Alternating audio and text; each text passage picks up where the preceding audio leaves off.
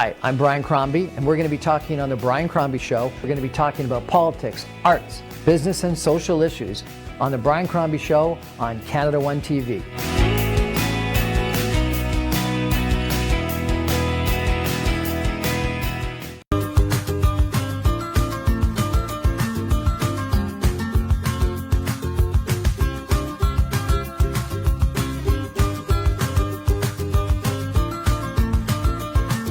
Good evening, and welcome to the Brian Crombie Show on Canada One TV. So I wanted to check in with someone who I met through this last 2 years of the pandemic, who's been against a lot of the vaccine mandates, vaccine passports, masking requirements, and things like that, and has been one of the key organizers of a lot of the protests. And she was up in Ottawa working on the trucker convoy, the Freedom Convoy, and I wanted to find out whether it was worth it, and what she's learned from the process, and what she's gained from the process, and what we all, as a society, should learn from the process. So I want to introduce you tonight to Kellyanne Wolfe. She is the CEO of an organization called the Canadian Democratic Defence Association. She's been, as I mentioned, one of the key organizers of a bunch of the different events and protests that have happened over the course of the last year and a half, 2 years. And I've had the privilege of meeting you I think twice before, where I've interviewed, maybe 3 times actually, over the course of the last 2 years. And I think understand that we don't have the same views on a lot of the things, but I fundamentally believe in your right to be heard. And I think one of the real challenges in the past 2 years is that people like you haven't been allowed to be heard until and unless you protested and demonstrated. And so I think that it's a shame of our electoral process system and our media system that voices like yours haven't been heard. And so I wanted to give you that opportunity. So Kellyanne Wolfe, welcome to the show. How are you? I'm good. Thank you for having me once again. Thank you. So let's tell us a little bit about what it was like in Ottawa as being one of the people in the protests, in the truckers convoy. Well, it was honestly extremely validating. Mm-hmm. I mean, there's so many of our organizations across the country that have been working so hard for the last 2 years in full resistance to all these mandates and in full defense of our individual civil liberties. And when I first got there, I had to jump out of the car and do that walk down Wellington by myself. And I don't think I've cried like that in my entire life. I was so happy, and it was so justifying to see so many Canadians, and I mean handing out food to each other, like just embracing everything that it means to be Canadian. It was absolutely exemplified in what we did in Ottawa. So I am very proud. What I'm not proud of is the fact that we still have 20 political prisoners sitting in jail for standing up for the rights of individuals in Canada, and at the hand of the most ridiculous, tyrannical government we've ever had in our history. So that's where I'm at right now. So the War Measures Act, or the Emergency Measures Act, not the War Measures Act, the Emergency Measures Act, obviously you don't think it was justified in being enacted? No, it was never justified, even the first time that they called it around. And people can go onto a website called standupcanada.solutions, and where it's clearly explained how the government never had the authority in the first place to call the Emergencies Act, even at the beginning of the pandemic. So there are, when a government is going to invoke an act over the public, they have to meet all the requirements within the act in order to do so. They've never done that. Well, they're in the judicial review process right now, which is part of the measure, part of the act that it has to be reviewed. Do you think that's going to be a honest, justifiable review? And will we get, the right answer? It's very tight to say that. I mean, right now we've got a criminal file stack as long as my legs right now, and we've got enough evidence in there for criminal accountability for every single chief medical health officer, every single premier, and even the prime minister. But we're being blocked by corrupt judges that have contributed and pay for play when it comes to their profession, and they're blocking us with the Civil Procedures Act from moving forward with criminal proceedings. Criminal procedures against chief medical officers. Chief medical officers of health for taking payment in order to invoke these mandates upon the people unlawfully and unjustified. Okay, well, that's interesting. So let's come back to the Freedom Convoy. You were not part of the initial organizing committee, but then you joined in, and then you left early and were recommending that people go home. So tell me about those 3 different stages. Well, there was a lot of political intrusion and interference when it came to the organizing efforts of the Freedom Convoy. At first, it was a very small group, and they got together, and that included Pat King. Yes, he was my ex-fiance, and others, and Tamara Litch, and a few others, and they did extremely well organizing to get there. There was other groups, like I believe it was called Canada Unity, trying to hijack the entire organizational efforts, but that didn't work out too well for them. And then you had politicians that came in, and of course, like always, tries to ride the coattails of everybody in the freedom movement and take over the organizational aspect of protests, especially at this magnitude. But now everybody has a place in the movement, whether they're a politician or an individual. You know, I don't discriminate for sure. So I mean, every method counts when you're fighting for civil liberties, except when they're corrupt. So what happened was we had a lot of political interference, and I saw that happening. So as the federal government started calling in reinforcements from all over the country, I saw what was going down. And we had our teams in Windsor that were coerced into believing that it was okay to block off the border. Coerced. They were coerced. There was political interference. So that they didn't want to block off the border? No, they were absolutely, they stood against it 100%. And then you had these, I like to call them aggravators or political provocateurs that have infiltrated these groups, and they did. They coerced and they convinced them. Why? It's a way to paint, it's a way to redirect the public back to under political control. So if you can paint the people who are fighting the hardest for civil rights as radical, then the people who are in this they just so want. So you're saying that those people actually didn't want to block off the bridge? It was someone from the government or from the political parties that infiltrated them, coerced them to block off so that the public opinion would move against them. Absolutely, and it's the same thing that happened in the G6. Do you remember in the G6? I mean, what was it? Dan Dix from Press for Truth exposed the fact that we had police, actual undercover police, infiltrated into the protests during the G6. We had it all on video, and we exposed that. The public knows very well that it was the provocateurs that lit the police cars on fire and dressed up like Antifa members were all, in fact, paid police. Okay, so what about there were supposedly Nazi sympathizers, the swastika, people urinating on the... It was all nonsense. That was all politically construed. And they did that because they have no other argument. In the same way that they try to paint us as anti-maskers or anti-vaxxers, that's all you ever hear about us in the media, which is simply not true. You know, it's never been true. We don't discriminate against masks. We don't discriminate against vaccines. I've been vaccinated before. I just discriminate against vaccines without all the information. I believe the public is absolutely within their rites to have all information regarding every subject. There's stories about people in the convoy that were jeering at people in Ottawa walking to their homes wearing masks and closing down breakfast restaurants that refused to serve them unless they put the mask on. And, how are they supposed to do that? The government was the ones that ordered all of the businesses in Ottawa to be closed down. It was the government who did that. No, they didn't order them. The Rideau Centre supposedly made their own decision to close down, and those restaurants closed down because, they said if we're ending up getting a fine from the bylaw officer because we're being... But what do you call that then? So you have the threat of all these fines from bylaws, and that's the government not forcing you to close your business down? But the rule of the law was that you had to wear a mask. But there's a difference between legislation and law, and people need to comprehend that difference. You only had to wear a mask. One of the stupidest things that I thought. You don't have to wear a mask. You wore a mask from the door until you got to the table, and then when you got to the table, you could take it off. It's the stupidest thing ever. It's crazy. It's crazy, but it's always been that way. I've never personally worn a mask, but I don't discriminate. You want to wear a mask or a tutu, that's your business, right? So I'm all about individual liberty. So I'm not going to discriminate against anybody. So you don't think that the truck convoys were jeering against and discriminating against people that were wearing masks? No, they were not. Okay. No, they were absolutely not. I've seen this video of Pat King in a truck saying things that are white supremacist. And I think they were blown out of context. I will say this, Pat King was raised on a native reserve, okay? This is a man who I know intimately and extremely well. So he is not a racist. His mother is half Ojibwe. So he grew up on a native reserve. He actually practices in the ways of the ancestors more than most natives that I know, and I am Ojib Cree. So my mother was Ojibwe and Cree. So my father was a medicine man for the Innu tribe.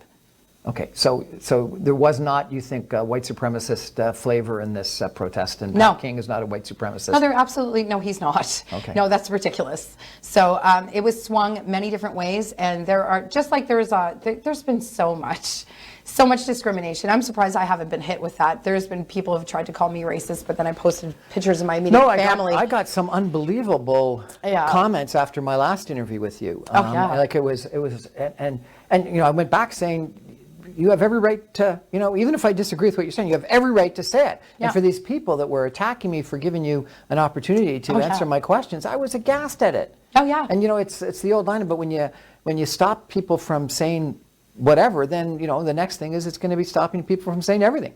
But that's just it, right? So, and they depend. That's what this entire. It's the government. Every single division that exists in our society is imposed upon us by this government. 100%. We don't. People need to stop calling politicians leaders. They are not leaders. They are public servants. There is a very big difference in the definition of those two different categories. And we've been psychosocially and psycholinguistically manipulated into compliance. Psycholinguistically. How have we been psycholinguistic? That's a great word. Yes, psycholinguistic manipulation is being used and has been used for many years as a tool of social control. Mm-hmm. And for instance, when you go to court, they speak perfect English, but you never comprehend a word they're saying. That's because there are two uses for every language in the Commonwealth nations. One of which we use in amongst the common public, and one of which we use in order to define the laws. Words are the most important part of every civil society because it's the words we use that define the laws that keep the peace amongst a vast array of different people.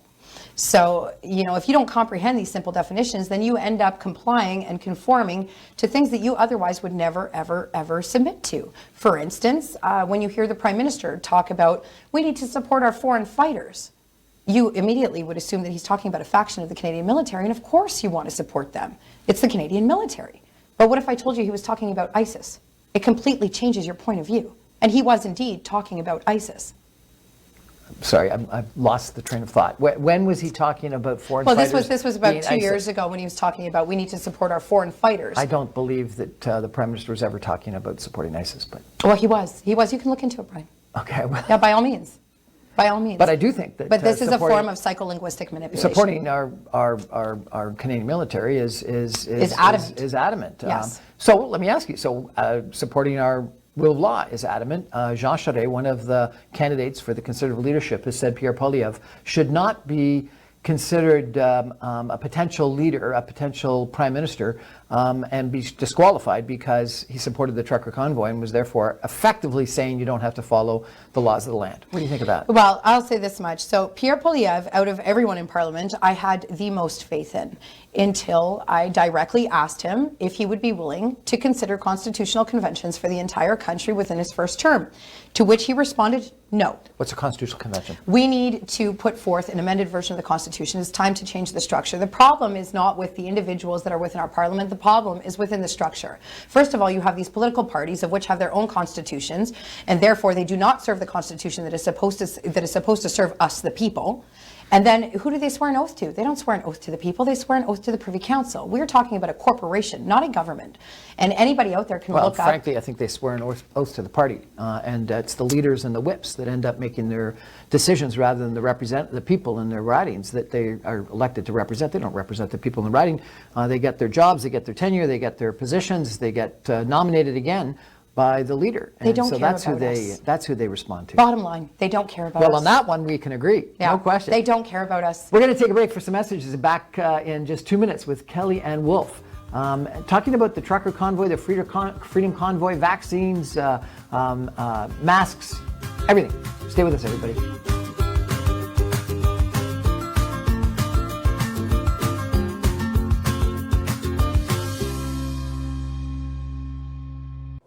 My dad was an auto worker. Mom cleaned schools at night. I learned about hard work from them. They taught me when something's broken, we roll up our sleeves and fix it.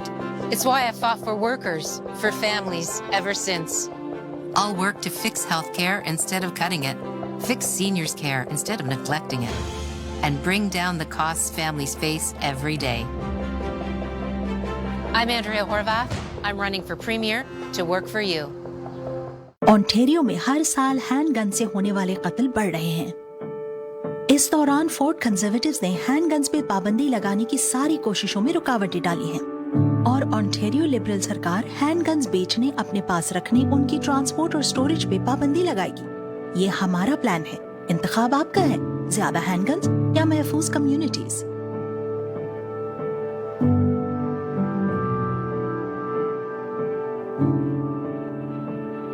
Hello, I'm Nina Tangri, your PC candidate from Mississauga Streetsville. Under the leadership of Doug Ford, the Ontario PC Party will get it done. We're building a new Mississauga hospital with 350 new beds, and we're building and upgrading long-term care beds. We're supporting skilled trade workers and immigrants, and we're building Highway 413 to save you time and money.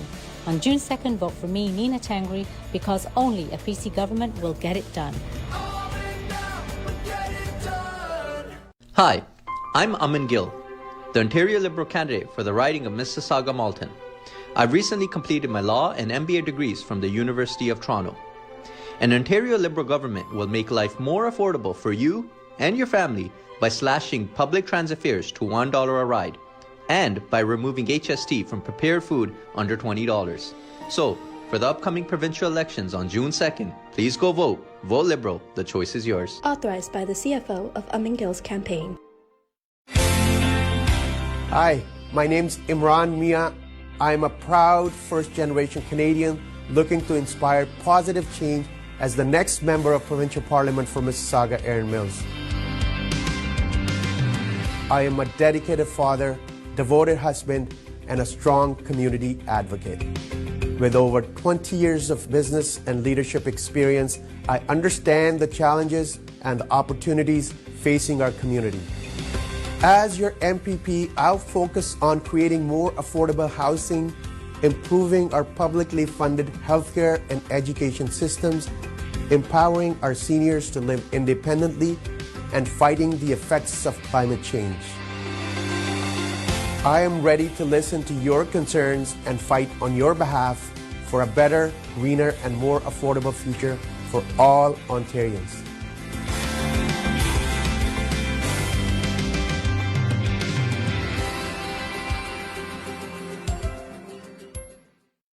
Hello friends and neighbors, this is Khalid Rashid, your Ontario PC candidate for Mississauga East Cooksville.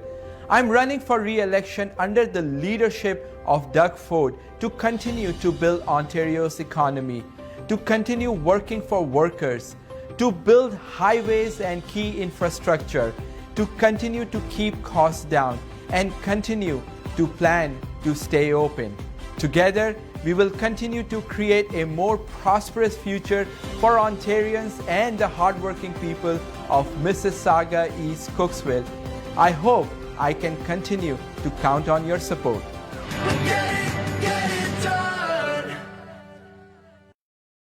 Hi, I'm Samira Ali. I'm running to be your MPP in Milton. Our voices are going unheard. We need to stand up for our schools, our teachers, our communities, our seniors, our frontline workers, our small businesses, our families, and our children. Stand up with me. Stand up for Milton.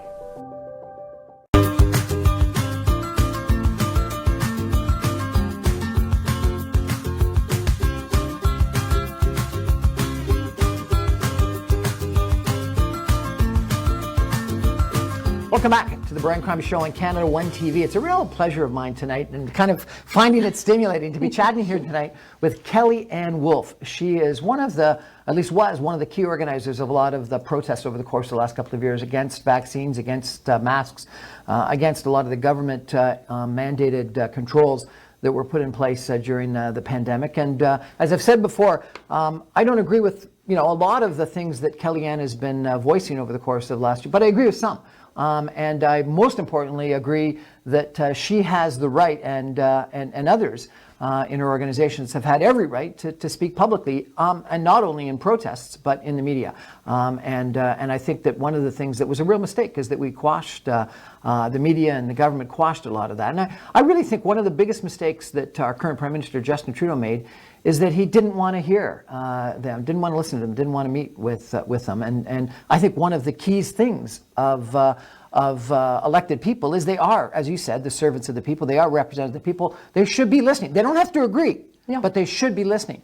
And I think one of the problems that we have in our governmental system is this first past the post system that we have from an election standpoint. Because what it does is it magnifies a party that gets a 30% or so vote into a more than 50% vote, and it minimizes the people that are in the 0 to 20% vote. So, the Conservatives and the Liberals get more seats than they deserve, and the Green and the PCP, the what is it called, the People's Party of Canada, I can't remember what it stands for now, Max Bernier's party, gets less votes than it should. And if we had popular vote, that's right, rep by pop, which numerous countries around the world have, and we always get criticized whenever it's recommended because it's going to take long to form government, and people are going to have to cooperate, and they're going to have to make coalitions, and actually sit down and talk policies rather than just argue for political points. I go, what's wrong with that? People would actually have to figure out if there's common points to their policy desires. But if we had it, it's interesting. So Maxime Bernier's party in the last election got, I think it was 7% of the popular vote. And so that would have been, somewhere around 25 seats in Parliament. The Green got like 4% of the popular vote. And so therefore they would have got like 15, 16 seats in Parliament. And I am firmly of the belief that if people that had anti-vaccine, anti-mandate, anti-max points of view arguing in Parliament, because they had a voice in Parliament, there would have been less reason for them to have a protest, because they would have been heard. Of course. And so I think that rep by population is key. And then referendum is another issue that we talked about. Yes. And I think that, it was fascinating because, as you know, I did a show on this right after I talked to you last, or maybe it was just before I talked to you last. There were 15%.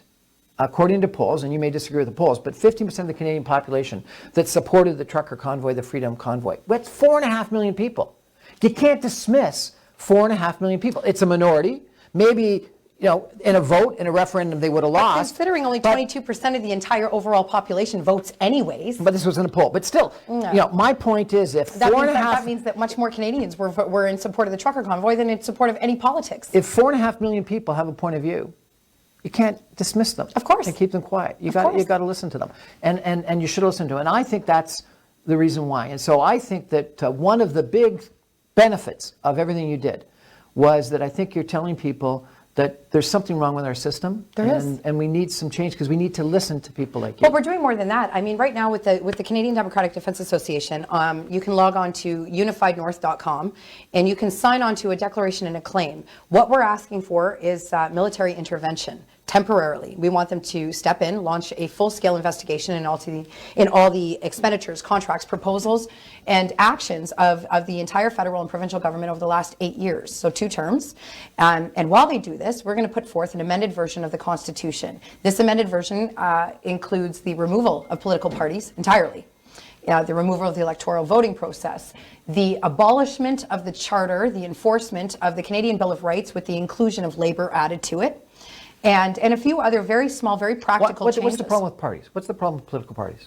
Well, the problem with political parties is they don't serve us. They serve themselves. Mm-hmm. I mean, the federal government of the corporation of the federal government of Canada is a de facto government. Anybody can look this up. Now, if you define the word de facto, what does it mean? It means to practice or act in the like thereof.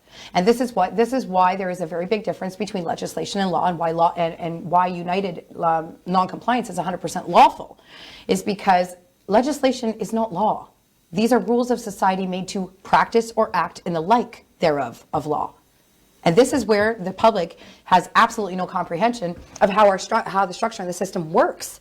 And the more of the public that starts to learn the difference between law and legislation, the more of the public will start to stand up for their independent individual rights and learn why these rights exist and why they are so absolutely imperative to uphold.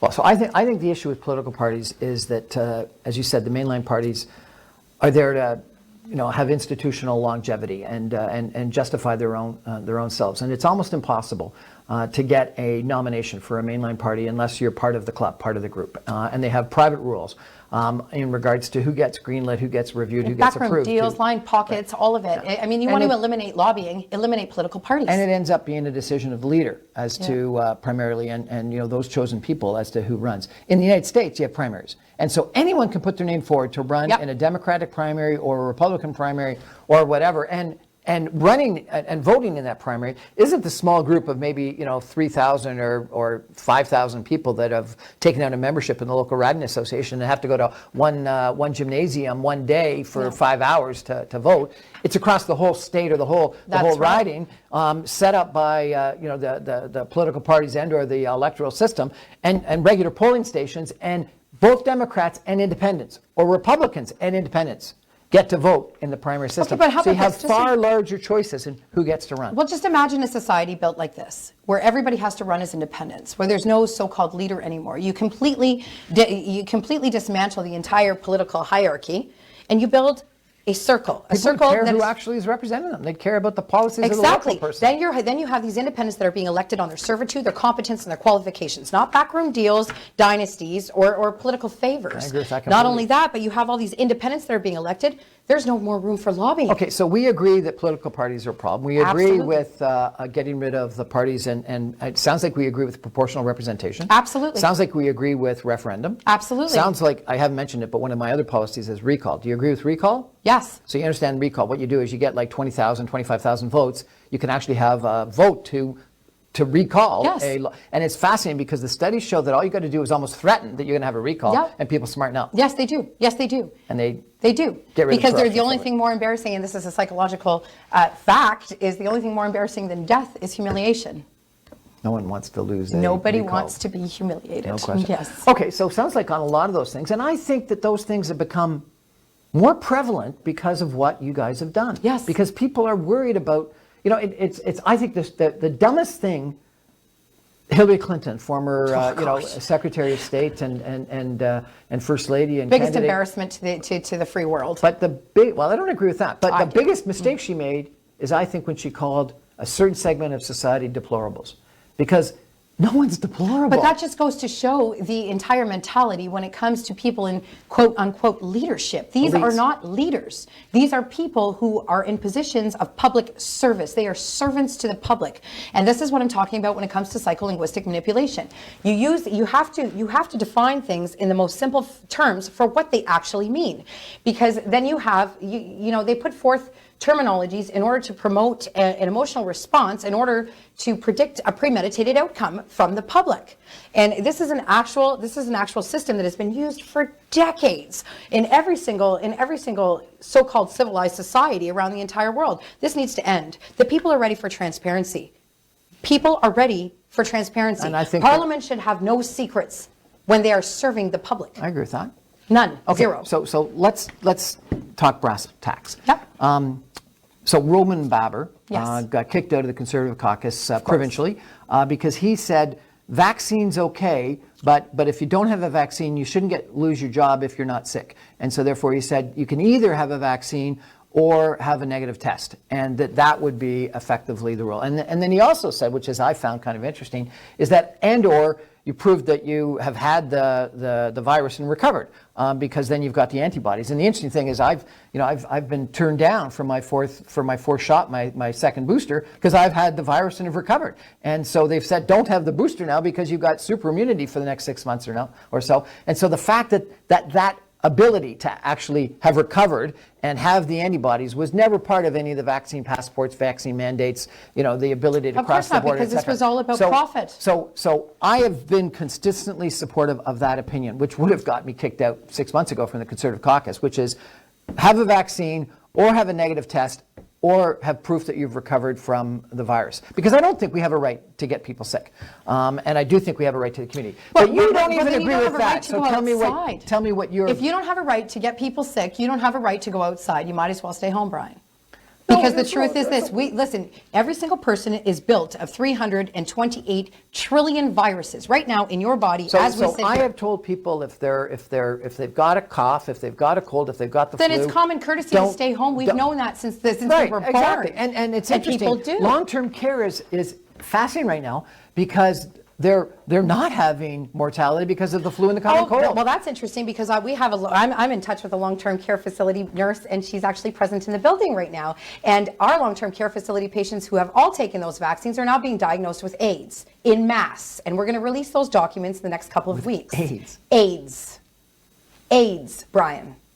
So yes. what are you suggesting, that the vaccine causes AIDS? Actually, it's called VAIDS, vaccine-induced AIDS. Yes.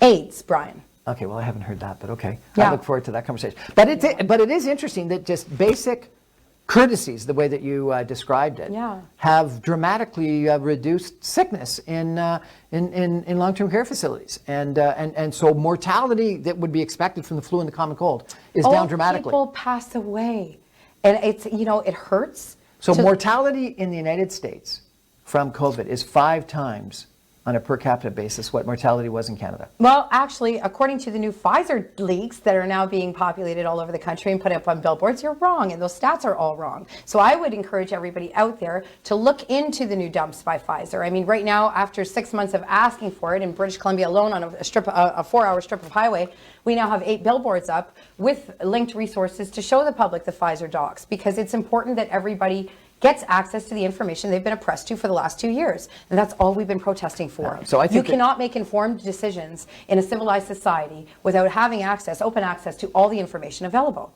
And what is a democracy? So you've spent the last 2 years distributing information. Fighting for this. Yes. Has it been worth it? Yes. Yes, it has. It has. For 2 years, Brian, I've been across the country. I've had mothers and fathers come up to me showing me self-mutilated pictures of their teenagers from the oppressions they felt from this government that were completely unnecessary, as we are now learning and as we now have the evidence and proof to show.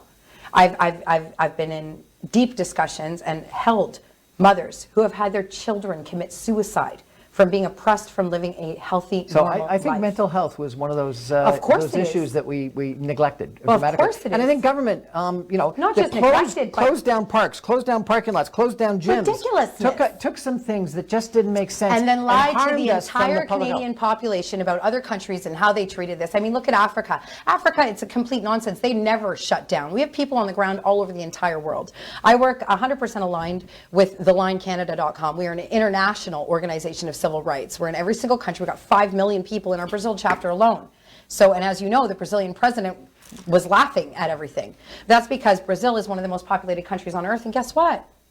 The people there did not comply. And they're fine. The people in Africa did not comply. And they're fine. They're still waiting for the hospitals to get built up. Kellyanne Wolfe, thank you so much for joining us tonight. I really appreciate it. Me. So let me finish with just a couple of my own thoughts, if I could. I wanted Kelly to come in here tonight, as I've wanted the last couple of times I've interviewed her, because I think that she is one of the most articulate people I've met. She obviously is incredibly well informed, and she has as much right as anybody to make sure that her voice is heard in our political system. She doesn't have a right to enforce her views on the rest of us, just like the government.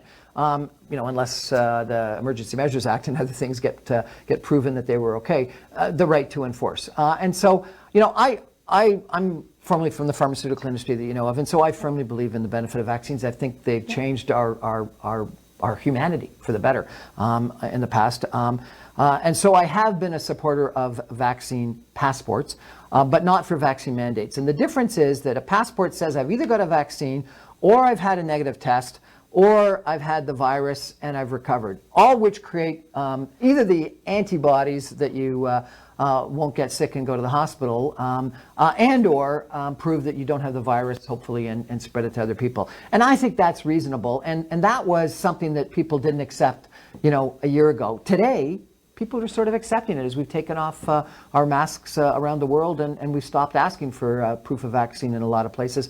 And the crazy thing, as I mentioned, is that now we're admitting that having the infection and recovering actually gives you an immunity for a while that may even be stronger, obviously, than the vaccine, because you've had the virus and you've gotten sick and you've recovered, and so you've got the benefits of that.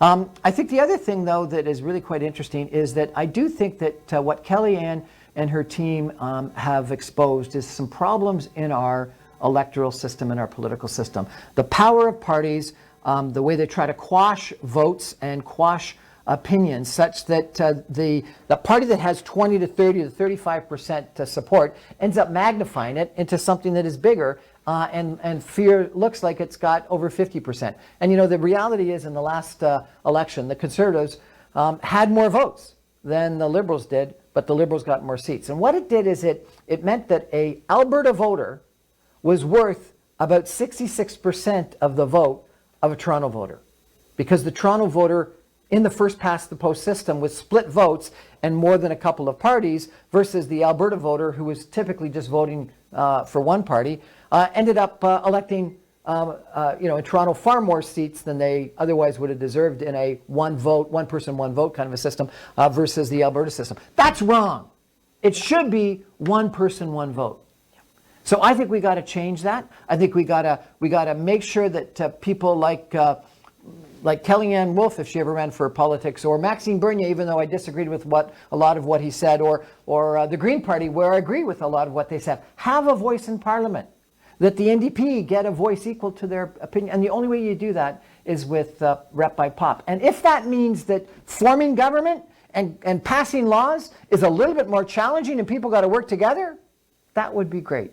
And so, you know what, for a lot of people that say the trucker convoy, and I do think, I've been in protests. I've been in a lot of demonstrations. I carried signs. I didn't bring an 18-wheeler. So I think the one thing is you shouldn't be allowed to bring an 18-wheeler anymore. So I think that should be a law. No 18-wheelers allowed in protests. You shouldn't be able to block streets with 18-wheelers blowing.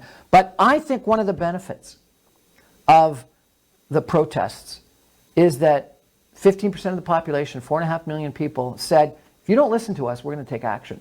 Yeah. And that's logical, and it's right. And so they should be listened to. They don't have to be agreed to all the time, but they should at least be listened to. And so I think that is a mistake, that we don't listen to minority voices in our population. And sometimes those minority voices may grow over time to be more than minority voices. So Kellyanne Wolfe, thank you for the contribution that you've made. I wish you hadn't blared the horns at 2 o'clock in the morning, but that's beside the point. But thank you for the contribution that you've made. And I think the fact that, and I will point this out, my understanding, because I saw you on Facebook doing this, was that near the end you actually told people to go home. And I think that was the right decision. And so, I think once you made your point, you went home. And I do point out that the vast majority of people, and you did point out that there's 20 political prisoners. There are, including Pat King. I wouldn't call them political prisoners, but the vast majority of people, when told to leave, left. In a non-violent manner. Yes. Some were violent in the end, but the vast majority. They had no choice. They were fighting police. But the vast majority of protesters actually left, and it took a lot to get them to do that. But the vast majority left. My heart goes out to the police officers that are being ordered against their will, and at the threat of their job, to go against everything that they've learned to become a police officer in this country. And we want all the police officers out there to know that there is a group called Mounties for Freedom and Police on Guard, where your job will have its security, and you don't have to break the law. So jump on board, because we need you. But one of the other things, if I could say it, and I think this is critically important, I think we're friends. Yes, we are. And we have mutual respect. Absolutely. And one of the problems in our society too often is that when people have different political views, they become enemies. No. And that is wrong. You need to learn how to respect one another, because, listen, there's only one law that governs over all life, and that is that which cannot adapt and evolve will perish and die. So if you don't create the type of environment that promotes adaptation, then we're all going to hell, so to speak. But and in order to create that sort of environment, you need a difference of opinion. Because without differences of opinions, you cannot create. And you need to listen to that difference of opinion. You don't have to agree to it, but you need to listen to it. Absolutely. Kellyanne Wolfe, thanks so much for coming. That's our show for tonight, everybody. Thanks for joining us. That's Brian Crombie on the Brian Crombie Show on Canada One TV. A real pleasure. Good night, everybody. Good night.